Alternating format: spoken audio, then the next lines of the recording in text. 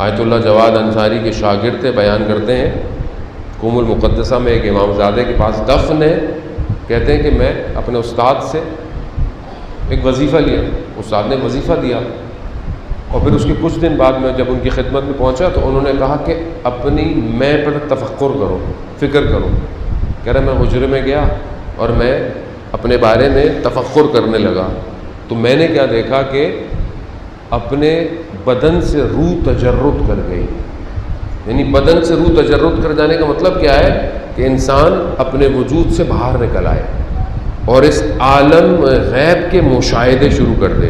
کہا میں نے دیکھا کہ میں باہر نکل آیا اور میں آسمانوں کی طرف گیا تو میں نے پروردگار کے جمال اور جلال کو دیکھ رہا تھا۔ کہ ایسے میں مجھے خیال آیا کہ میں اپنے بدن کو تو دیکھوں کیسا ہے۔ کہہ رہے جیسے ہی میں نے اپنے حجرے کی طرف نگاہ ڈالی اور اپنا بدن نظر آیا، فوراً روح واپس آ گئی۔ کہا مجھے سمجھ میں آ گیا میں کہیں پہ بھی آ جائے تنزلی ہو جاتی ہے، یعنی کسی بھی مقام پہ ہو آدمی تنزل اختیار کر جاتا ہے۔ عزیزان محترم، اس لیے بہت امپورٹنٹ ہے کہ جب آپ ان کے ساتھ چلنے کے لیے آئے ہیں تو یہاں میں نہیں ہے، یہاں جو یہ کہیں گے وہی کرنا ہے۔ آپ کے سامنے ہے کربلا، جنہوں نے امام کو مشورے دیے وہ امام کا ساتھ دے پائے؟ کتنے لوگوں نے مشورے دیے امام کو مشورے دے رہے ہیں، مولا یہاں نہیں جائیں، مولا بصرے چلتے ہیں، 1000 تلوار والے تیار کرتے ہیں، یہاں چلے جائیں، امام کو مشورہ دے رہے ہیں۔ لوگ ایسے پیدا ہو جاتے ہیں۔ ہم مولویوں کو بھی لوگ مشورے دیتے ہیں، وہ اچھی بات ہے، ہمارے پاس کوئی اتنا علم تھوڑی ہے، پر انسان ضعیف ہے، لیکن اچھے مشورے ہیں۔ لیکن بعض لوگ بہت عجیب سے مشورے بھی دیتے ہیں، تو ہم ان کو یہ کہتے ہیں کہ دیکھیں پھر اگر آپ ایسا چاہتے ہیں تو آپ بھی حوصلے چلے جائیں اور آپ وہاں محنت کریں، جو آپ کا دل چاہے آگے پڑھتے رہیں۔ بھائی یہی کہہ سکتے ہیں اور تو کچھ نہیں کہہ سکتے، کسی کو ناراض بھی نہ ہو جائے۔ آج کے معاشرے میں لوگ ناراض بڑی جلدی ہو جاتے ہیں، بھائی صلوات بھیج دیں محمد والے محمد صلی علی محمد والے محمد وعجل فرجہ۔ عزیزان محترم، اب آدمی کو اپنے وجود کو پاک کرنا ہے، صاف کرنا ہے، تبھی حق پہچانیں گے۔ اب میں آپ کو سارے کئی دن اور آ کر حق کے معیار بتاتا رہوں، لیکن اگر اپنے اندر کوالٹی انہینس نہیں کر رہا کہ یہ حق مجھے سمجھ میں تو آ گیا، اچھا یہ حق ہے، اب یہ حق کو میں خود لوں کیسے لوں، میں اپنے اندر کیسے وجود میں داخل کروں؟ تو ضروری ہے کہ میں اس وجود کو ان رکاوٹوں کو ہٹاؤں کہ جو نور کو اندر آنے سے روک رہے ہیں۔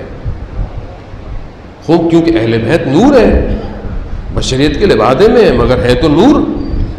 اب شخص آپ کے سامنے مشہور حدیث ہے، حدیث عنوان بصری، وہ یقیناً آپ نے پڑھی بھی ہوگی، سنی بھی ہوگی۔ حدیث عنوان بصری شخص ہے جو 95-96 سال کا ایک بزرگ آدمی ہے اور ہر مکتب فکر کے پاس جا کر علم سیکھتا ہے۔ یعنی اس زمانے میں جتنے بھی فرقے تھے سب کے پاس جاتا ہے، اسے پتہ چلتا ہے کہ رسول کا نواسہ بھی مدینہ میں رہتا ہے۔ یعنی کون؟ یعنی امام جعفر صادق علیہ السلام۔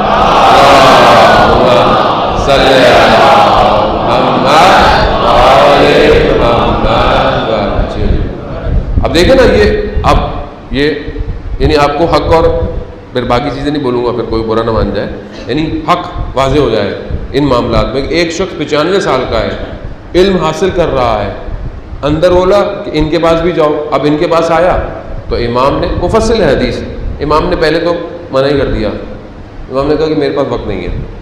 کیوں؟ بہرحال میں تحت کنٹرول میں ہوں، حکومت دیکھتی ہے، پھر میرے اذکار کا ٹائم ہے، عبادت کا ٹائم ہے، میرے پاس ٹائم نہیں ہے، واپس چلا گیا۔ لیکن کیونکہ ایک کشش ہو چکی تھی تو کہتے ہیں 1 ہفتے تک گھر سے باہر نہیں نکلا سوائے نماز کے، پھر بھی کنٹرول نہیں ہو پایا۔ پھر گیا رسول کے روزے پر اور پھر کیا توسل، 2 رکعت نماز پڑھ کے کہا یا رسول اللہ اپنے نواسے کے دل کو میرے لیے نرم کیجیے۔